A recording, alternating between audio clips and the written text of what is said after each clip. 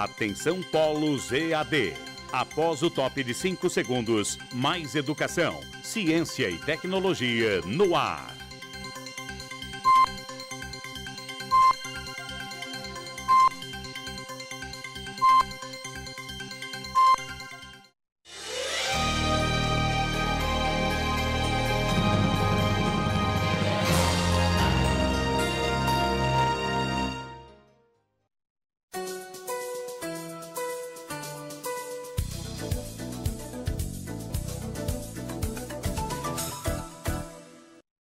Olá, bom dia! Sejam todos bem-vindos à nossa quinta aula, nosso quinto encontro. E aí, como é que foi o feriadão da semana? Todo mundo aproveitou para descansar, para rever conteúdos, para atualizar as leituras?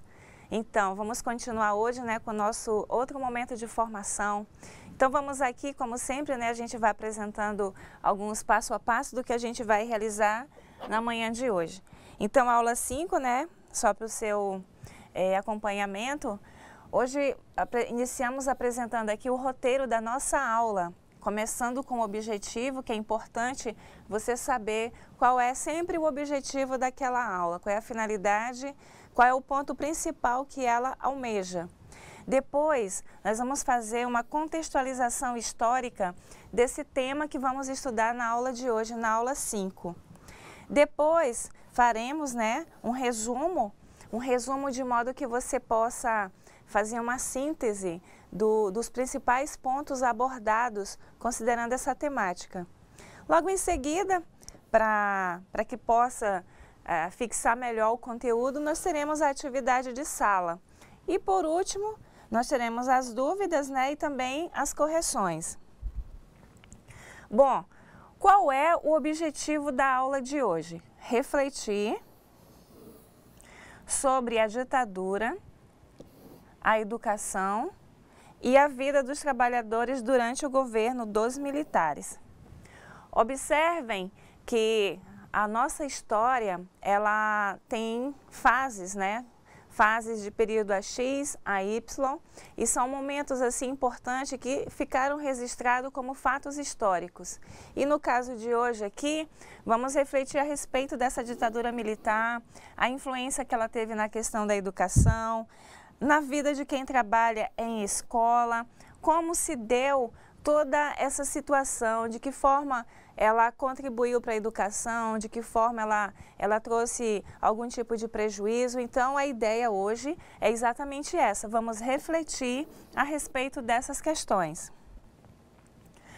Bom, considerando os reflexos da ditadura sobre a educação e a vida dos trabalhadores durante o governo dos militares, a gente pode destacar, primeiramente, que foram anos difíceis. Era restrita a liberdade de expressão das pessoas. Então, observem aqui, o que vem a ser essa liberdade restrita de expressão? Por que ela se enquadra como anos difíceis? Observe que havia muita censura na televisão, nos jornais, nas letras das músicas e nas escolas e universidades. Então, observem o seguinte, tudo o que era divulgado na mídia, na televisão, passava por uma avaliação, por uma análise, o que se permitia e o que não se permitia. Aí eu pergunto a você referente a esse ponto, referente à censura na televisão, por que era interessante para os militares dizer o que se passa e o que não poderia passar? Porque a gente sabe, né, que a televisão ela tem uma influência muito grande na vida do indivíduo. Existem alguns estudos que falam a respeito disso. O que também se divulgava nos jornais, nas letras das músicas, nós sabemos que a música ela é uma representatividade dos grupos. Se você observar letras de cantores famosos, por exemplo, como Caetano Veloso, Gilberto Gil, você vai encontrar letras bastante significativas, onde elas apresentam exatamente alguns tipos de críticas, alguns tipos de questionamentos, e através da música você pode também expressar. Observe, por exemplo, cantores que trazem letras assim mais questionadoras, né? Hoje, por exemplo, na atualidade existem grupos que trazem essas questões também. Referente a isso, nas escolas também não poderia deixar de ser diferente. Na própria escola também existia esse tipo de controle. Mais adiante você vai observar como se dava esse controle, através de quais disciplinas. Muito bem, a cidadania e direitos sociais e políticos foram negados. Observem, é importante você sempre fazer essa comparação. 1964, hoje na atualidade, o que acontece, né? E a educação foi tratada como um instrumento de controle moral. Você já parou para analisar por que a cidadania, os direitos sociais e políticos, por que eles foram questionados nesse sentido? Por que esses direitos foram negados?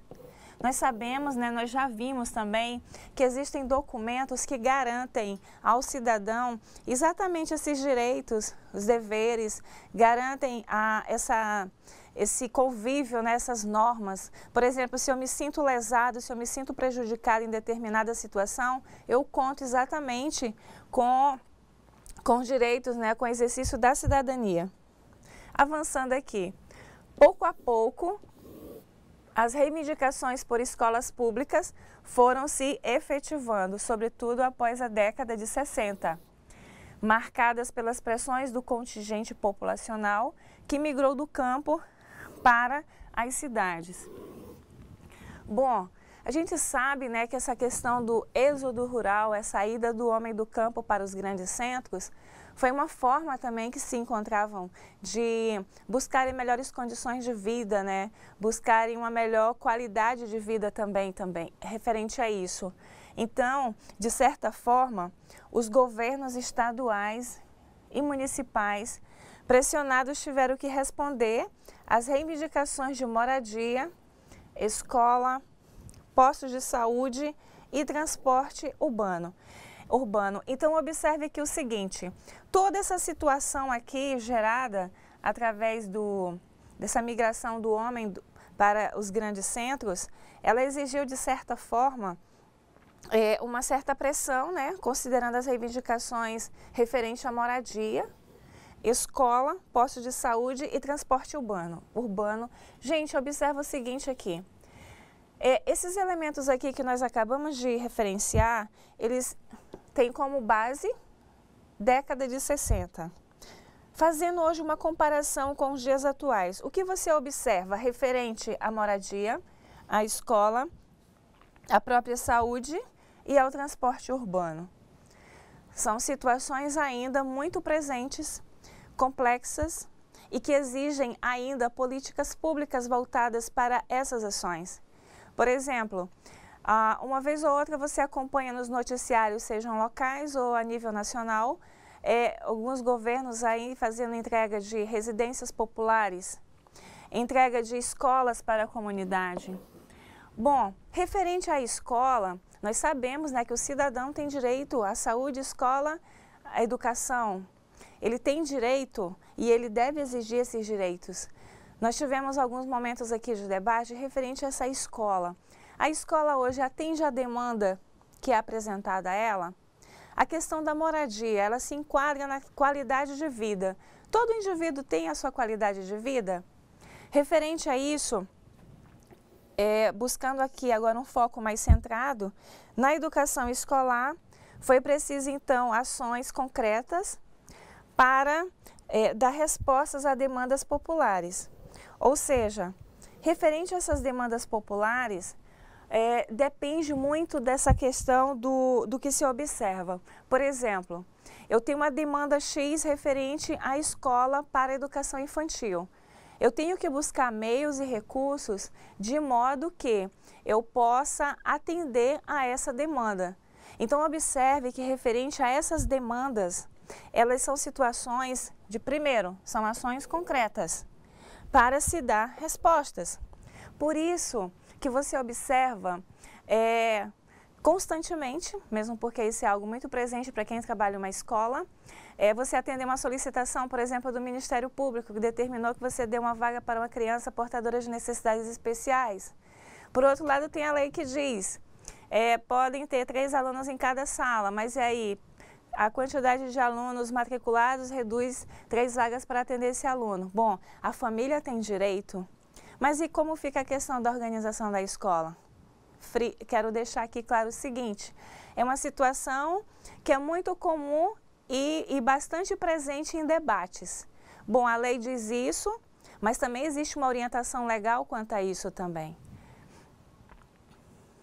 Olhe, na sala de aula, todos sentados em cadeira de 2. Você recorda dessa organização espacial em sala de aula referente a essa cadeira, que era a cadeira conjugada, onde sentavam 2? Essa organização, elas obedeciam às ordens e faziam as lições de língua portuguesa, matemática, estudos sociais, ciências, desenho e educação física, conduzidos por uma única professora. Bom, hoje, como funciona essa organização? Hoje o aluno senta em cadeira individual, mas podem ter certeza que em algum lugar ainda se mantém essa cadeira conjugada. Uma outra questão também, referente aos componentes curriculares de língua portuguesa, matemática, estudos sociais, ciências, desenho e educação física, conduzidos por uma única professora, a língua portuguesa, né? A gente sabe que ela é obrigatória, é um componente curricular obrigatório juntamente com a matemática, com as ciências, com a história e a educação física também. Hoje, ela com a nova leitura que se faz da educação física escolar, ela passou a ter uma outra conotação no ambiente escolar.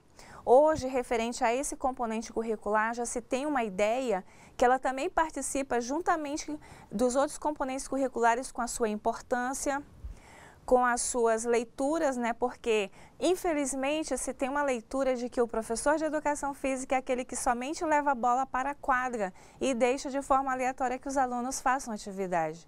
E, no entanto, a gente sabe que a metodologia dela de trabalho é tão importante quanto as demais quando se considera a formação do indivíduo.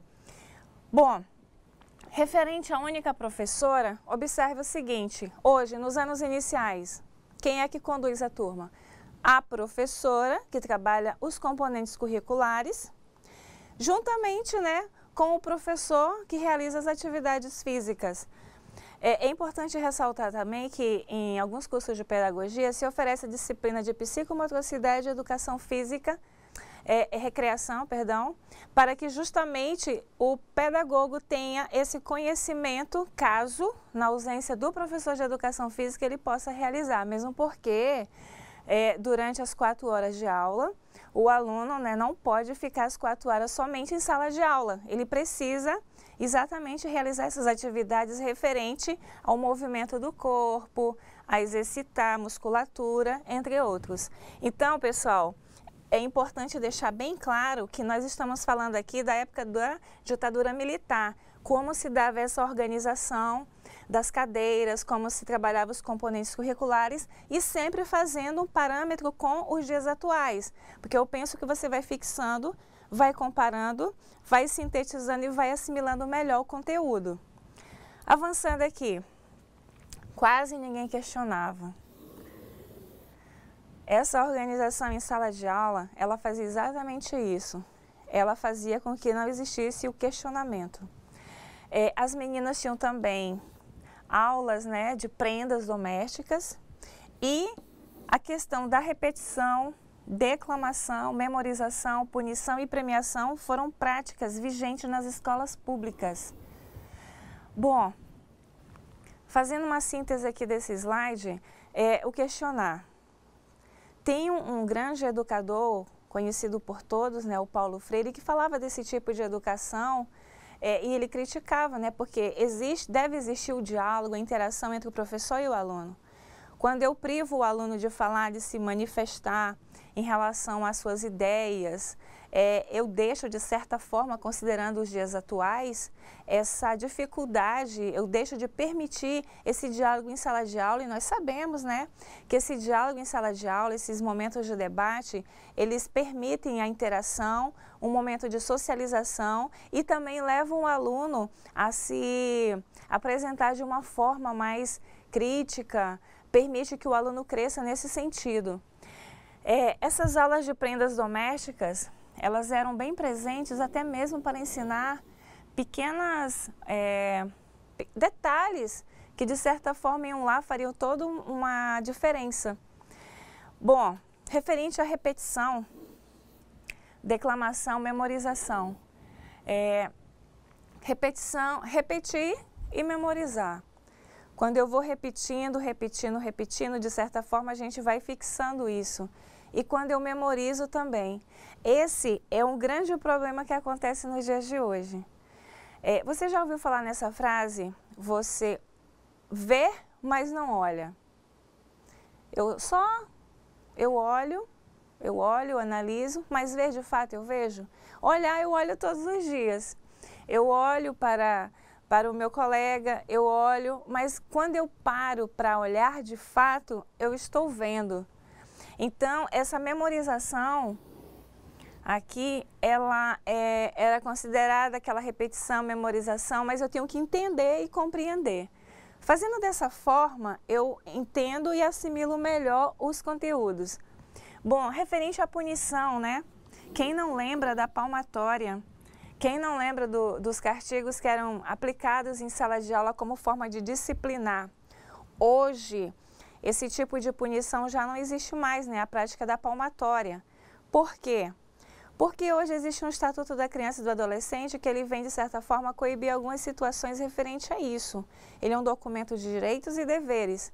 No entanto, essas punições consideradas castigos que se enquadram em tipos de violência psicológica, elas não devem mais existir, né? Porque quando você gera um bloqueio na criança, você gera traumas e esse trauma, consequentemente, ele vai bloquear a criança. E a premiação hoje, considerando aqui, né, nós estamos falando da época militar, da ditadura militar, década de 60, se existia o fator premiação. Hoje, muitas escolas trabalham com o fator premiação. Por quê? Porque é uma forma de incentivar o aluno. Porém, quero deixar claro que em algumas escolas essa prática da premiação, ela é muito pensada, repensada, porque depende muito de quem comanda a equipe. Nós sabemos que a escola é um espaço de aprendizagem, de mobilidade social. Então, nós sabemos que se a escola quer preparar o indivíduo para um dia enfrentar essa sociedade, ter valores e características que se adequem a esse mundo da modernidade, da modernização, eu tenho que criar alguns parâmetros no ambiente escolar de modo que eu incentive e estimule a isso. Agora, uma coisa é certa. Por mais que não se tenha essa prática da premiação na escola hoje, uma coisa é fato, lá fora vai haver o mundo da disputa.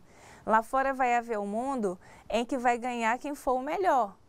Por exemplo, eu vou fazer um concurso público, se eu não tiver conteúdo, se eu não tiver entendimento e compreensão, eu não vou ficar nos primeiros lugares. Então, essa premiação para algumas escolas, é importante ressaltar que algumas escolas particulares têm essa prática e elas incentivam primeiro, segundo, terceiro lugar com medalhas, prêmios, etc.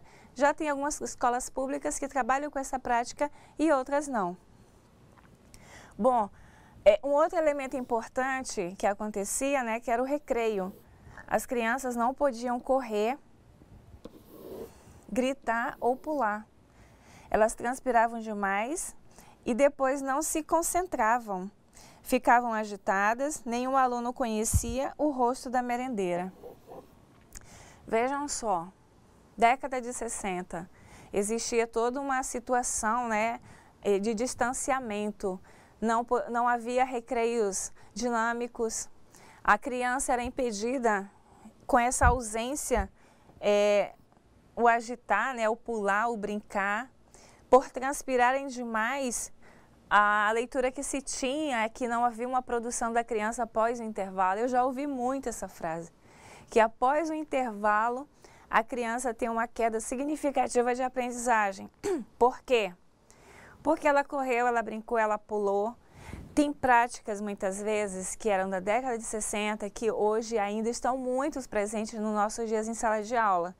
Você já observou aí na sua escola alguns professores fazerem esses comentários? Olha, depois do recreio as crianças ficam simplesmente agitadas. As crianças ficam, assim, bem elétricas e não tem quem faça elas estudarem português e matemática. Já prestaram atenção nisso? É uma situação, assim, que, apesar de ser há um período atrás, ela também é muito presente nos dias de hoje. E aqui, pessoal, quanto a esse slide, quem é a turma que comanda isso? São os professores de educação física, aqueles que trabalham com esse componente curricular. Eles devem ter na sua realidade educacional essa leitura de como amenizar essas situações, né? Mesmo porque na própria educação física escolar, eles têm essa forma bem diferenciada de conduzir os trabalhos em uma escola.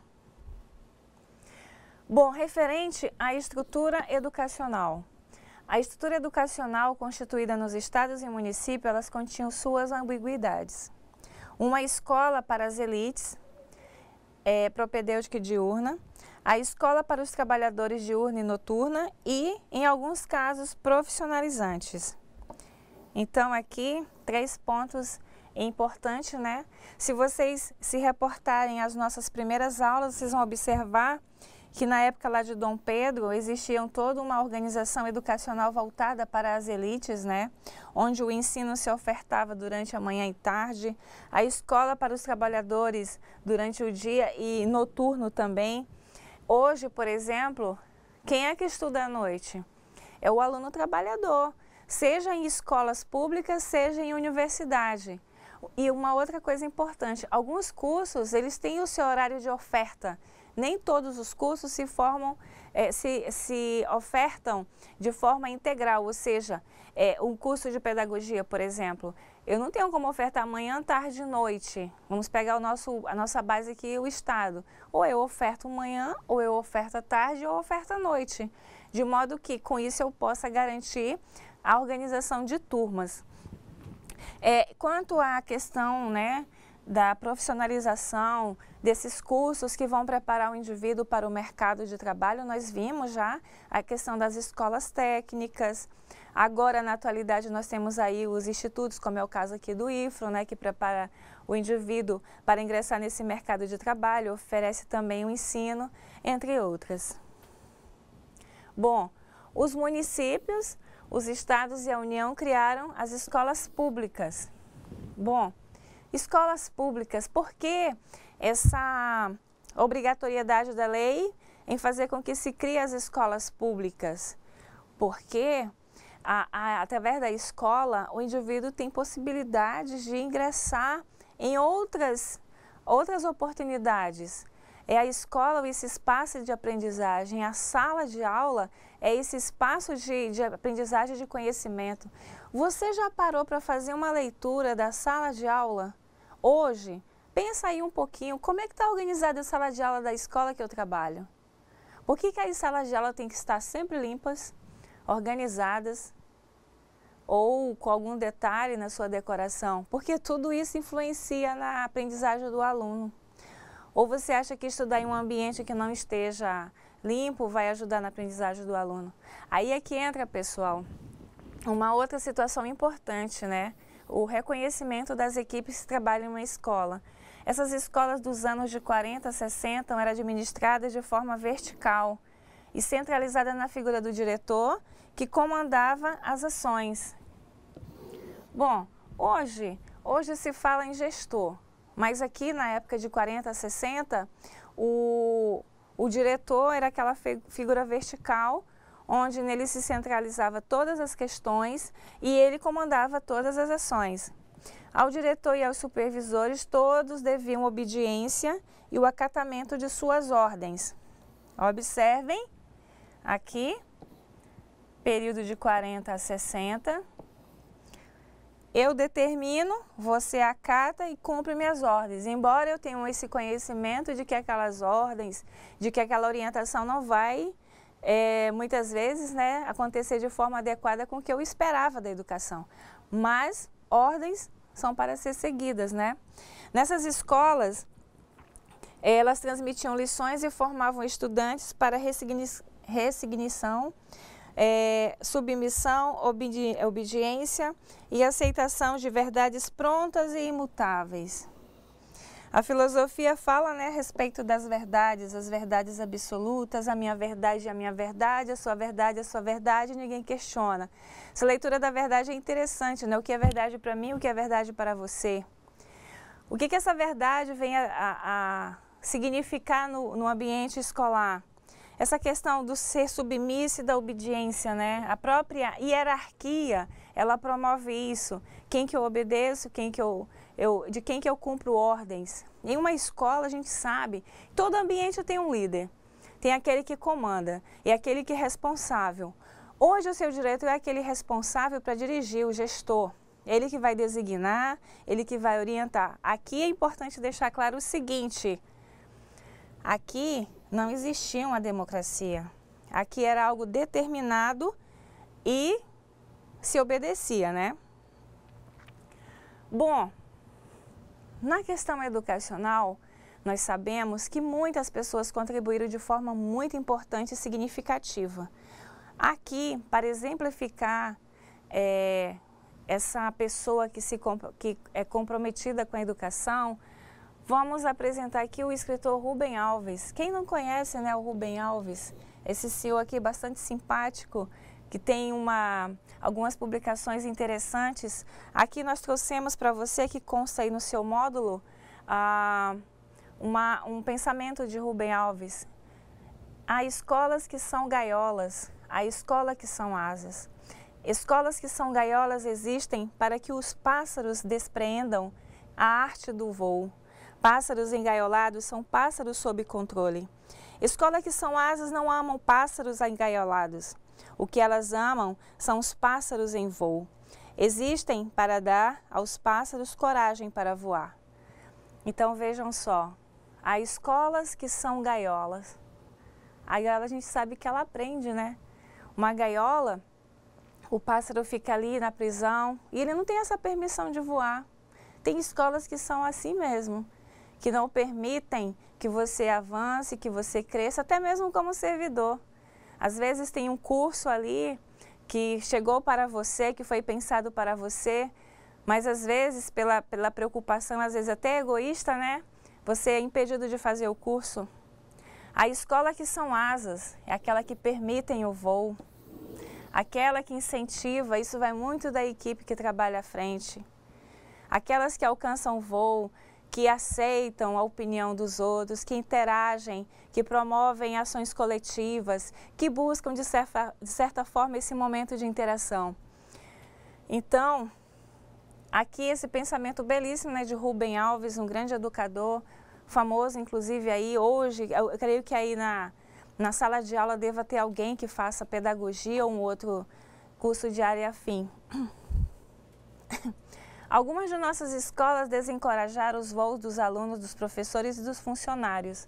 Ou seja, esse voo, como ele se dá, como ele acontece? Você já observou? Em vez de dar-lhes asas para voar, criaram dificuldades para entrar e nela permanecer. Os alunos desistem, alguns professores e funcionários acomodam-se. Mas por que acomodam-se? Você já pensou nisso?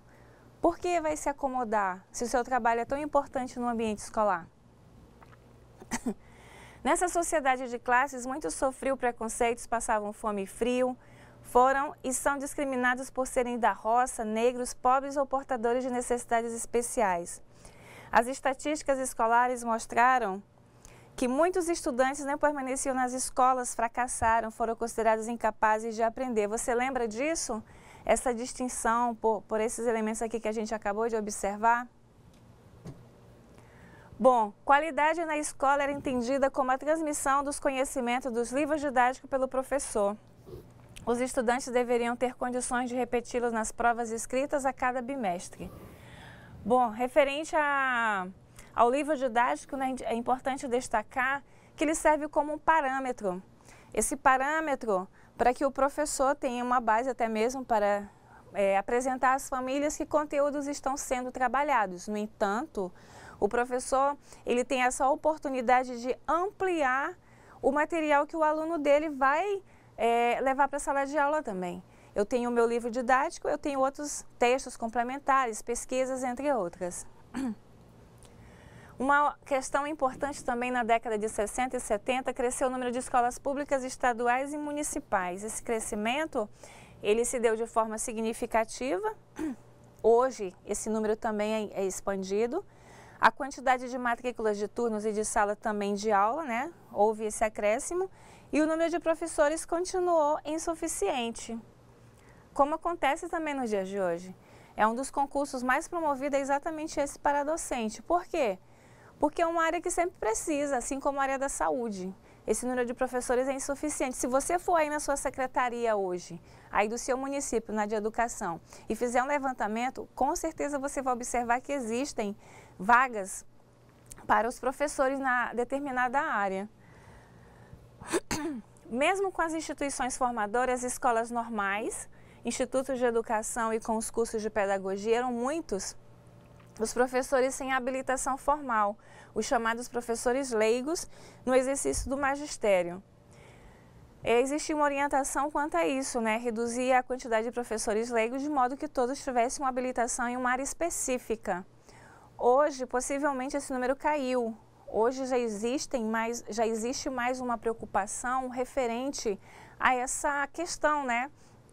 Formar um professor na área X de modo que ele adquira conhecimento naquela área, de modo que ele desempenhe um trabalho mais centrado em termos de conteúdo e conhecimento. Em alguns locais, a alternativa foi a dupla jornada de trabalho docente e aliada a ela a crescente desvalorização profissional. Professor geralmente trabalha os 3 turnos, né? Porque ainda existe esse questionamento referente à questão salarial. A questão salarial é algo muito debatido em eventos e se criou um piso nacional, mas será que esse piso atende? Dá para suprir as necessidades? Depende. Depende do estado onde você reside. Tem estados que o custo de vida é extremamente alto e com salário X não dá para sobreviver. A gente pode pegar, por exemplo, aqui como base Brasília. Brasília, o custo de vida é alto. A nossa cidade aqui, o nosso estado, com a implantação das usinas, ele também elevou um pouco o custo de vida em todos os sentidos. Agora, com a finalização praticamente das obras, ele caiu. Boa parte dos estudantes que entraram na escola não permaneceram.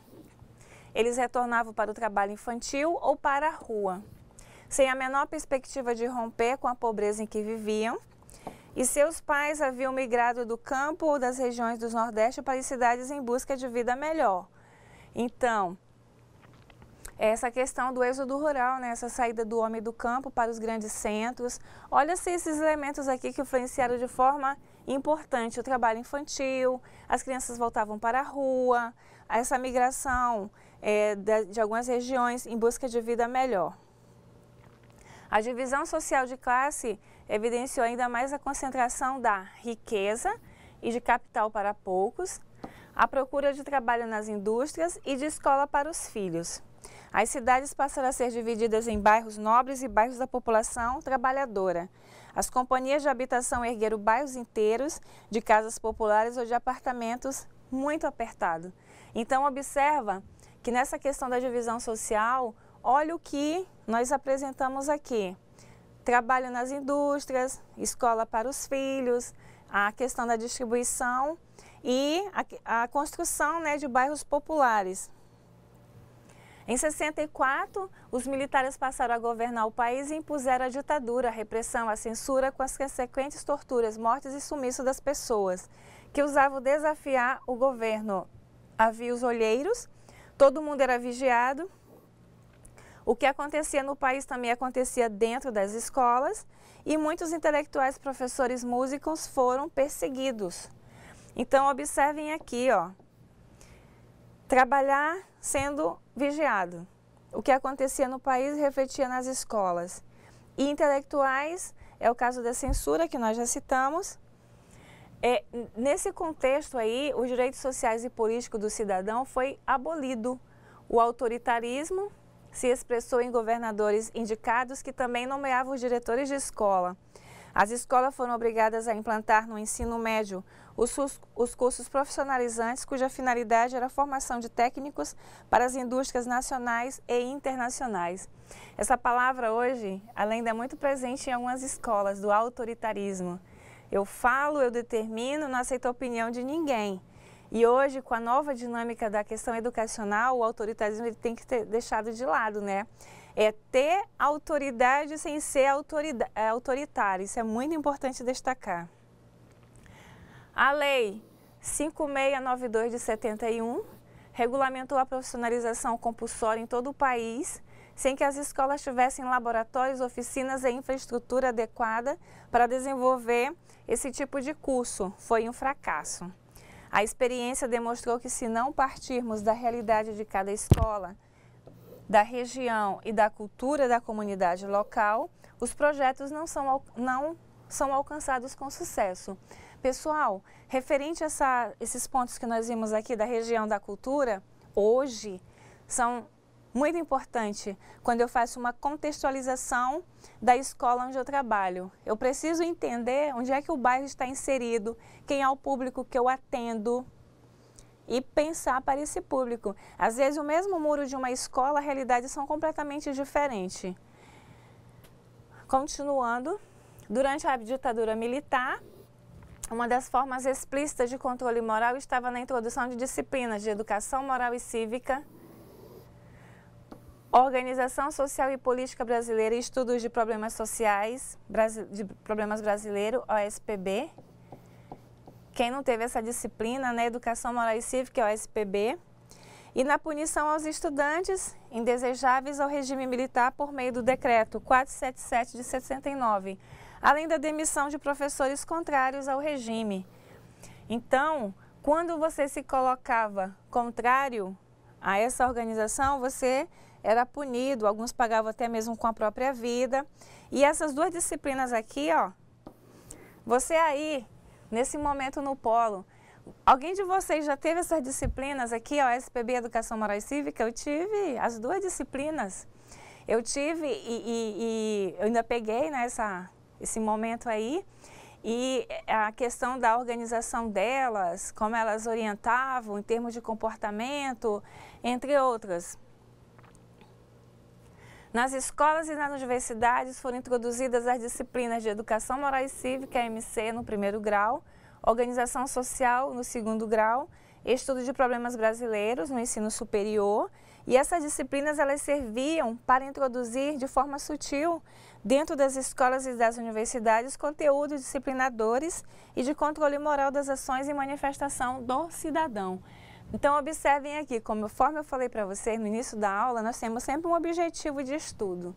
Essa disciplina tinham como fator motivacional exatamente esse, né? Esse controle moral das ações. Através das duas disciplinas se fazia exatamente essa prática.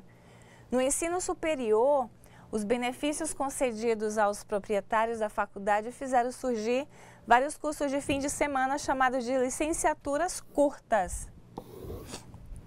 Em pouco tempo, os professores foram contratados para assumir salas de aula reproduzindo conteúdos prontos e acabados. Bom, se eu pego um professor para assumir esses conteúdos prontos e acabados, ele só serve para executar praticamente uma ordem, né?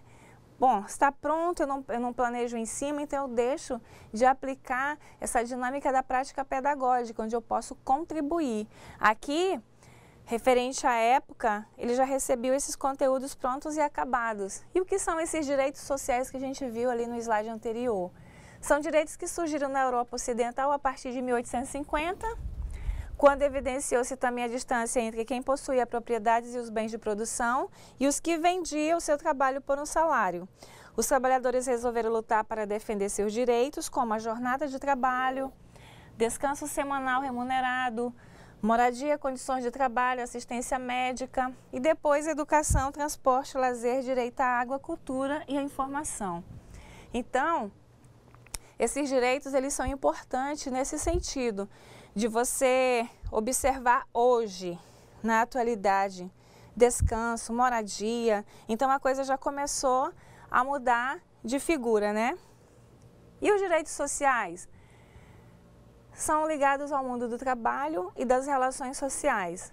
E resultado da luta e da capacidade das organizações, dos sindicatos, associações e dos movimentos sociais, que nós já vimos em duas das nossas aulas, referente aos movimentos, né? De aprovar nas instâncias institucionais esses direitos e viabilizar sua ampliação. E eles dizem respeito a todos, homens, mulheres, crianças. Então, esses direitos se aplicam para todos esses sujeitos aí.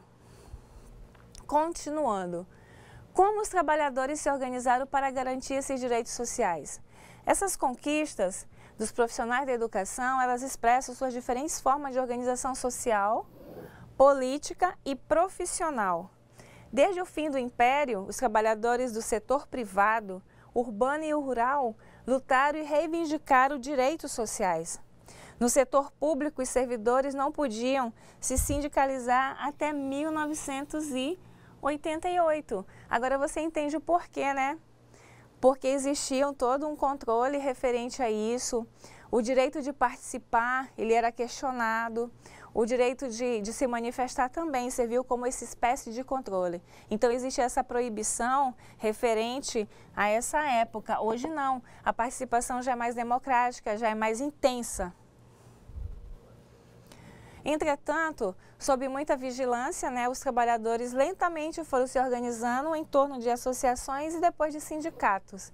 Fizeram greves e pressionaram patrões e governos. Bom, para refletir, né? As políticas sociais são meios para viabilizar e ampliar os direitos sociais? Você acredita que seja, diante dos dois slides que nós observamos? Então, faça uma reflexão aí, não precisa responder agora.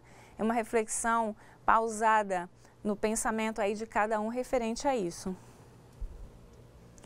A partir de 1930, o presidente Getúlio Vargas aproximou-se dos trabalhadores para disciplinar e regulamentar as leis para o trabalho, oportunidades em que aprovou a consolidação das leis do trabalho, conhecida como CLT, e ela prescrevia como direitos trabalhistas o descanso semanal, o registro em carteira profissional, 8 horas de trabalho, que é a carga horária, e o salário mínimo e formas de aposentadoria.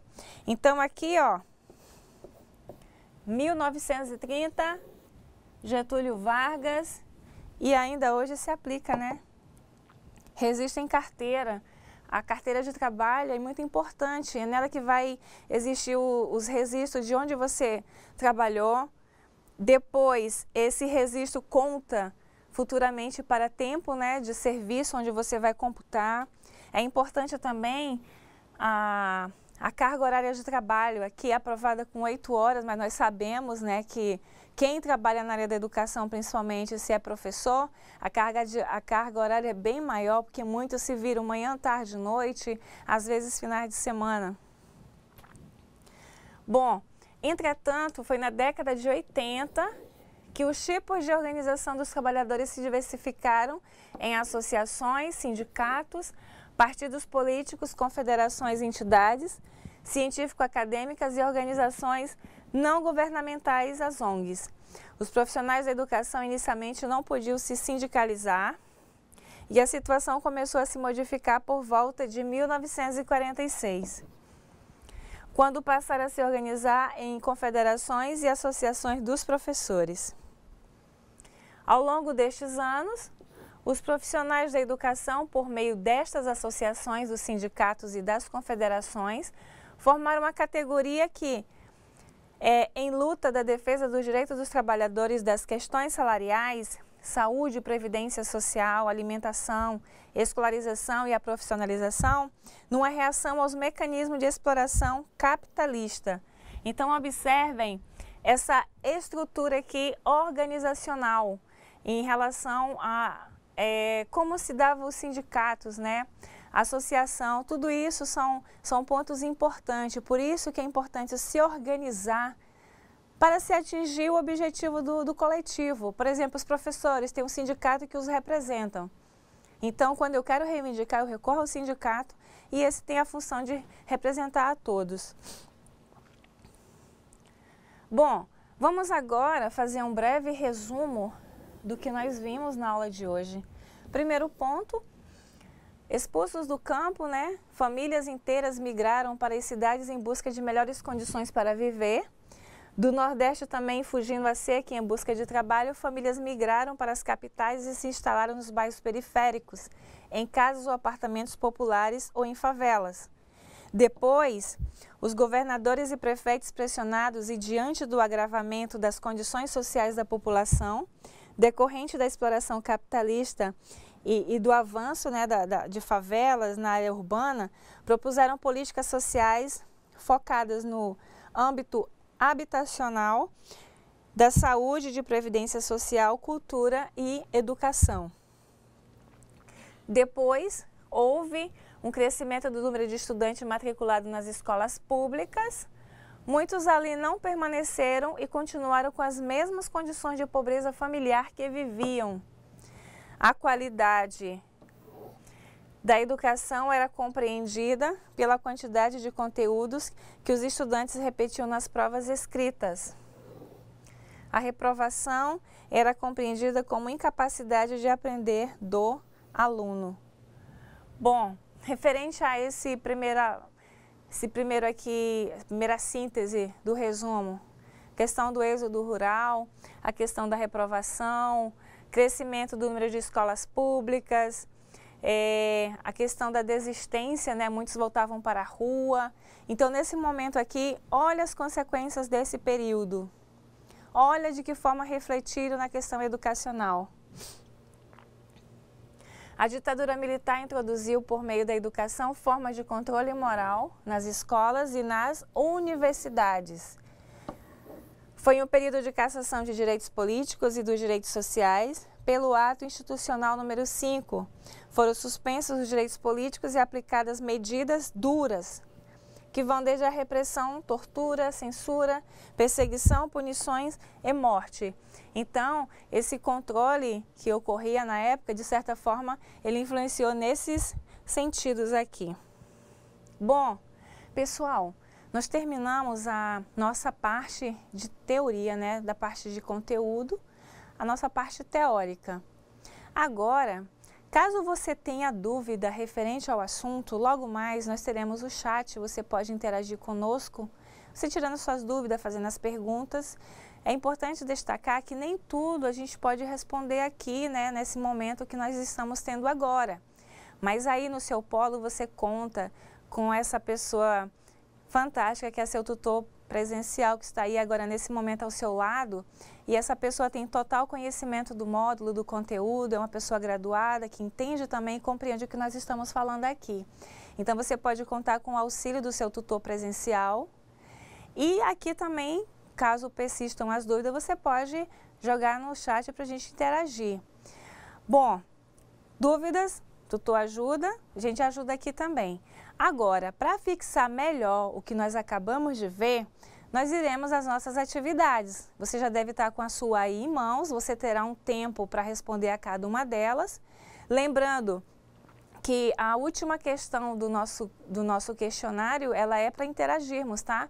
Você responde aí, passa para o teu tutor, ele joga no chat e aqui a gente vai lendo algumas respostas. Lembrando que não serão todas lidas, por conta do nosso tempo. Nós só teremos 20 minutos depois dos 30 que você vai fazer a atividade para correção. Então, sucesso aí na sua atividade, faça com tranquilidade, você tem esse tempo para isso.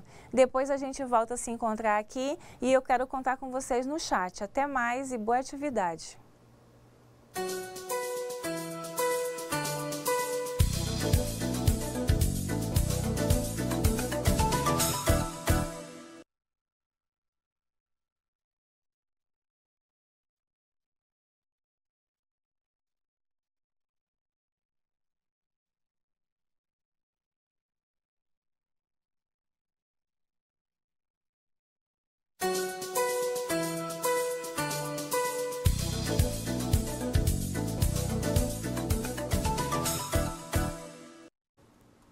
Então você realizou aí as atividades de sala, né? Todo mundo fez. Eu já soube aqui no estúdio que o pessoal ficou bem animado, recebemos aqui algumas mensagens no chat. Mas antes de nós iniciarmos a correção, nós aqui da equipe, né, a equipe do estúdio, a equipe da coordenação e os professores, nós queremos mandar um abraço muito especial para a Maria da Saúde. Aqui eu vou relacionar o nome de todos os tutores que fazem parte da nossa equipe. A Maria da Saúde, a Keila, a Rosângela, Josi, Joel, Nielvi e Maria José. Então, nós queremos aqui agradecer a vocês o trabalho que vocês realizam aí no Polo. Com certeza, saibam todos que é um trabalho muito importante, especial, e que vocês estão ajudando de forma significativa aí na aprendizagem desses alunos queridos que estão aí com vocês agora. Bom, todo mundo já respondeu as questões, acredito que tem ótimas respostas. Nós vamos agora iniciar a correção das atividades. Vamos começar aqui com a nossa primeira questão. Bom, referente a ela, a pergunta foi a seguinte: como eram administradas as escolas públicas nesse período aqui de 1940 a 1960? Conforme você observou aí no teu manual e também nos slides, elas eram administradas de forma vertical e centralizadas na figura do diretor, que comandava as ações. Ao diretor e aos supervisores, todos deviam obediência e o acatamento de suas ordens. Nessas escolas transmitiam lições e formavam estudantes para ressignição, submissão, obediência e aceitação de verdades prontas e imutáveis. Então, o diretor, essa figura que centralizava, que determinava, e aqui a gente observa que não existia essa participação que hoje existe no ambiente escolar. Então, de certa forma, a gente pode considerar aqui, em síntese, que esse tipo de postura, ele não favorecia muito ao que acontecia no ambiente escolar. Então, essas ações, muitas vezes, que eram voltadas, né, para o coletivo, porque em uma escola, tudo que se pensa, tudo que se faz, o ponto é o aluno. Se eu não tenho o aluno, não tem por que ter toda a equipe, né? Então, o aluno é essa pessoa importante no ambiente escolar. Então, pessoal, a resposta da primeira questão é essa daqui. Vamos para a segunda questão. O que a ditadura militar introduziu por meio da educação?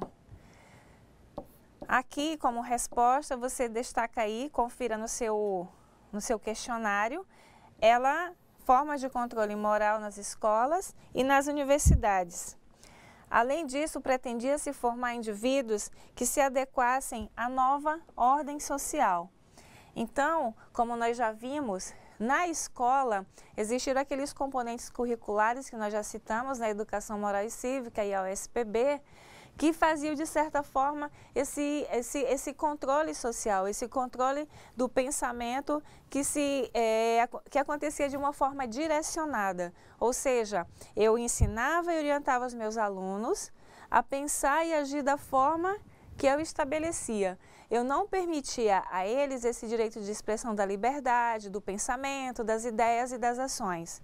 Então, observem aí que essa aqui foi uma das consequências, né, desse regime adotado, considerando essa forma de controle moral. Vamos agora para a nossa terceira questão. De que forma a qualidade da educação era compreendida no período da ditadura? Bom, pela quantidade de conteúdos que os estudantes repetiam nas provas escritas. A gente sabe que cada componente curricular ele tem uma carga horária X. Tem a ementa da disciplina, onde eu apresento todos os conteúdos que deverão ser apresentados durante o semestre ou durante o ano naquela disciplina. Então, eu tenho que cumprir com aquele componente curricular, mesmo porque eles terminam por gerar uma sequência. Por exemplo, o que o aluno estuda em língua portuguesa na 5ª série? O que ele estuda em matemática na 6ª série? Então, eu traço lá o bloco de conteúdos, eu finalizei, então eu tenho que dar uma sequência de modo que ele aprenda esses conteúdos. Mas aqui, a gente fala em quantidade de conteúdos. Quanto mais conteúdos, mais eu exigia do aluno. Mas o importante é deixar bem claro o seguinte: eu tenho que trabalhar os conteúdos e garantir que o aluno aprenda.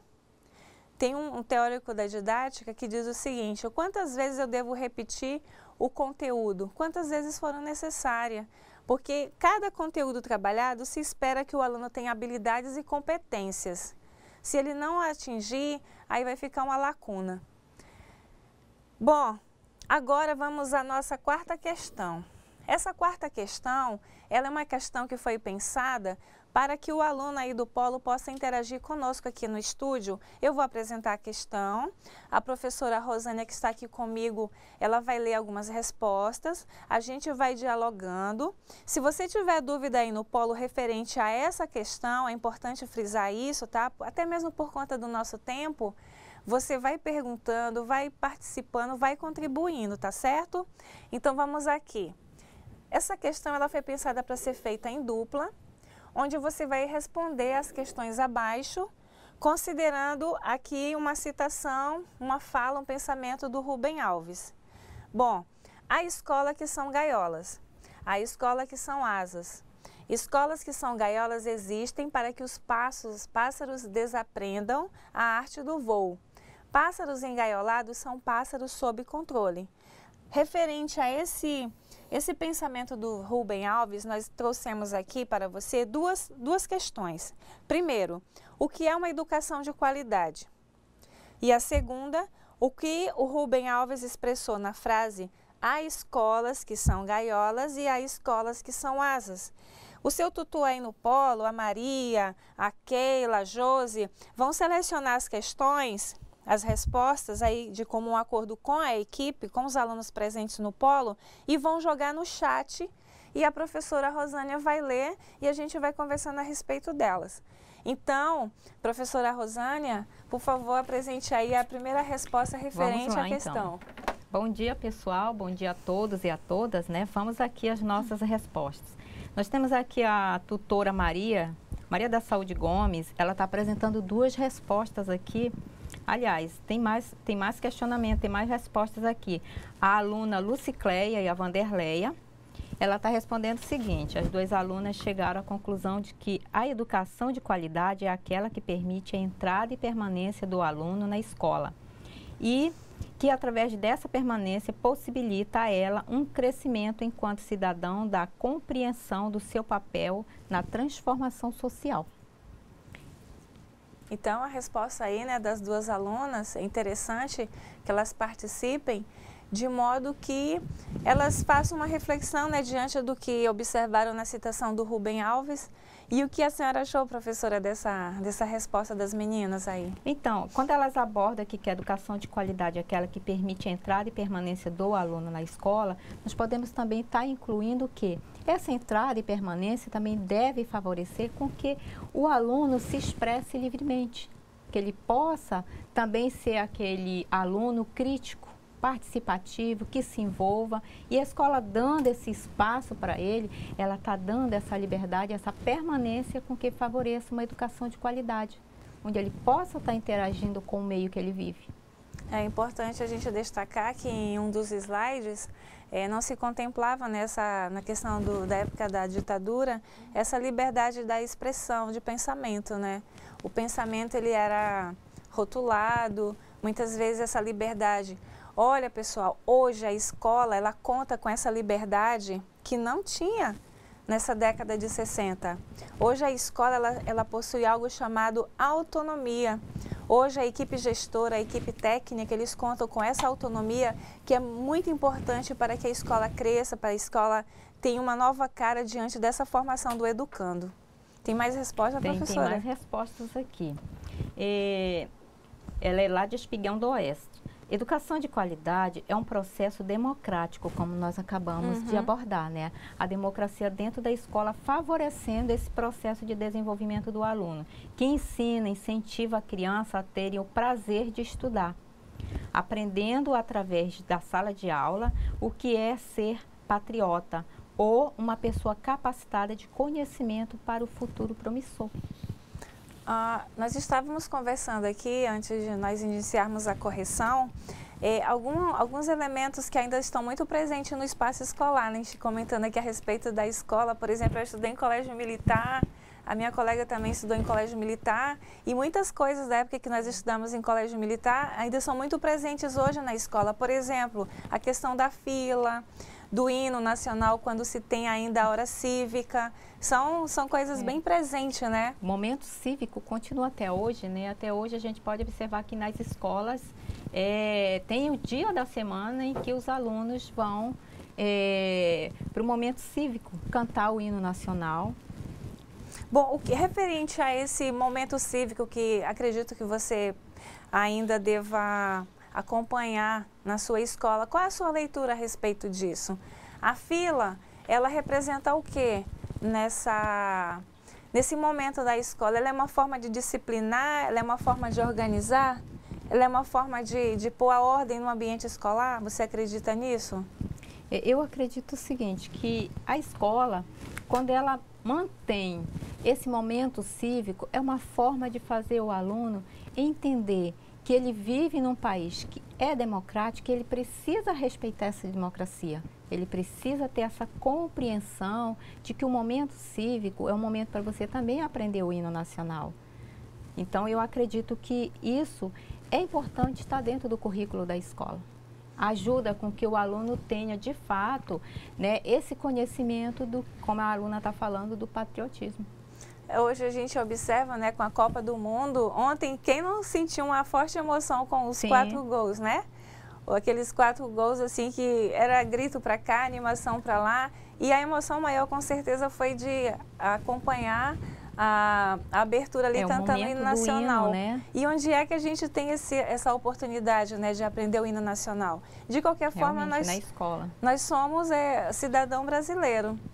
Nós temos que conhecer muito da nossa cultura e o hino é uma delas, né? A gente sabe que tem pessoas que não concordam muito, mas é a questão da verdade, né? O que a gente falou no início da aula. A minha verdade, a sua verdade, cada um tem a sua verdade. Então, isso entra na questão do pensamento. Tem mais resposta? Tem outra resposta aqui.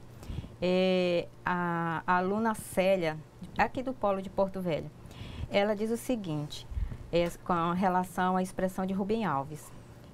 As ações de escola que faziam ou ainda fazem da repetência um parâmetro de qualidade da educação por manter determinados alunos em uma mesma série, anos a fio, sem criar meios para evitar tal fato. Mas também nos traz escolas que incentivam os alunos a superarem a dificuldade social, família, economia, fortalecendo sua autoestima e que se torna uma arma poderosa para a permanência do aluno. Então, a resposta aí da aluna Célia, né? Aluna Célia. Então, só pela resposta da Célia, eu não a conheço, mas a gente percebe que é uma pessoa bem comprometida e preocupada com a questão da educação. Quando ela fala um pouco dessa afetividade, né, nessa questão de valores, como seria bom se todos pensassem assim, né, com essa preocupação. Hoje a gente vê algo muito presente que se chama pedagogia da afetividade. O que vem a ser essa pedagogia da afetividade? É a questão do cuidar, né? Tem um livro do professor Pedro Demo que diz assim: ser professor é cuidar que o aluno aprenda. Esse cuidado é um termo agora que está sendo muito usado. Então, essa preocupação com a aprendizagem, esse cuidado, ele deve ser muito presente na escola, mesmo porque nós vamos formar pessoas. E essas pessoas serão futuramente aqueles adultos que vão conviver em sociedade, são pessoas que vão, de certa forma, ter lá a sua família, organizar seu espaço, sua vida, entre outros. Assim, parabéns a Célia pela resposta, né? E o que eu observo aqui nessa resposta, lendo aí as escolas, né, que ela tem escolas que são gaiolas, né? Então, o aluno, ele não pode ser pássaro engaiolado. O aluno precisa voar, a escola precisa favorecer esse voo para ele. Então, a escola, como ela está abordando, ela deve permitir com que o aluno voe, com que o aluno se desenvolva no meio social que ele está. Aí nós temos mais outras aqui, é de Espigão do Oeste. Ela diz o seguinte: os alunos aqui acreditam que seria possível que as disciplinas de OSPB, Educação Moral e Cívica, fossem disciplinas complementares na matriz escolar, para que fosse possível, dentro de um olhar pedagógico, ensinado a organização, o respeito e a cidadania. Considerando esse viés aí que os alunos fizeram referência, se for nesse sentido, ela é bem importante, né? Até mesmo porque o conteúdo, ele é o conteúdo que já vem ali orientado para aquela disciplina. Mas a forma como você vai conduzir, vai fazer acontecer em sala de aula, vai competir, né, a equipe da coordenação pedagógica juntamente com o seu corpo docente. Nós temos outra questão aqui, da aluna Rosângela. Ela diz o seguinte, é lá de Cojubim: educação de qualidade é dar direito a expor suas ideias, onde os direitos são iguais para todos, que nós acabamos de falar aqui, né? A escola precisa favorecer essa liberdade de expressão para os alunos.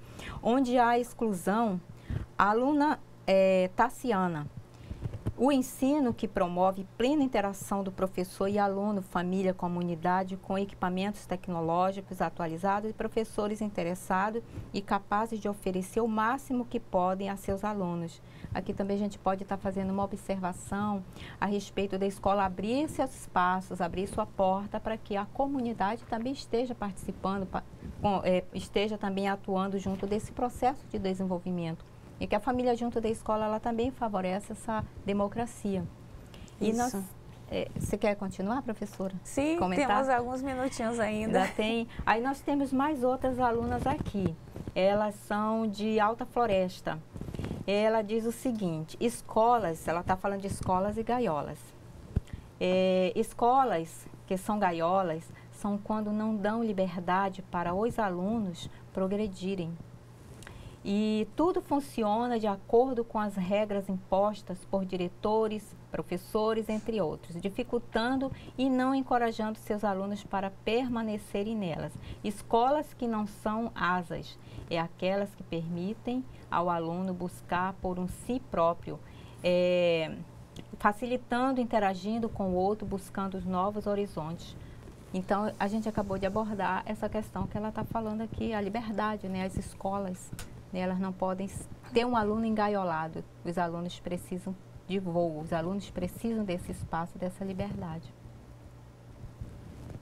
E nós temos aqui, vamos ver quem mais, nós temos também de Cerejeira. A aluna diz o seguinte, que a educação de qualidade é aquela que consegue repassar ao aluno conhecimento e principalmente ensina e estimula o aluno a buscar o conhecimento através de vários métodos. Então, com a resposta aqui da aluna, né? A gente quer agradecer a participação de todos, da professora Rosane aqui nesse momento, da Francirley que está aqui no Polo, aqui na sala, no estúdio com a gente, do Apolo que está ali atrás também. E aqui, em nome de todos que estão aqui no estúdio, nós queremos dar um grande abraço a você, aluno aí do curso Pró-Funcionário. Nós queremos desejar muito sucesso nessa caminhada. Aproveitem os conteúdos que nós estudamos hoje, que vemos hoje, as reflexões, a conversa. E que na próxima aula a gente também possa continuar nesse mesmo diálogo. Quero desejar a todos uma boa semana. Fiquem na presença de Deus e até o nosso próximo encontro e bons estudos.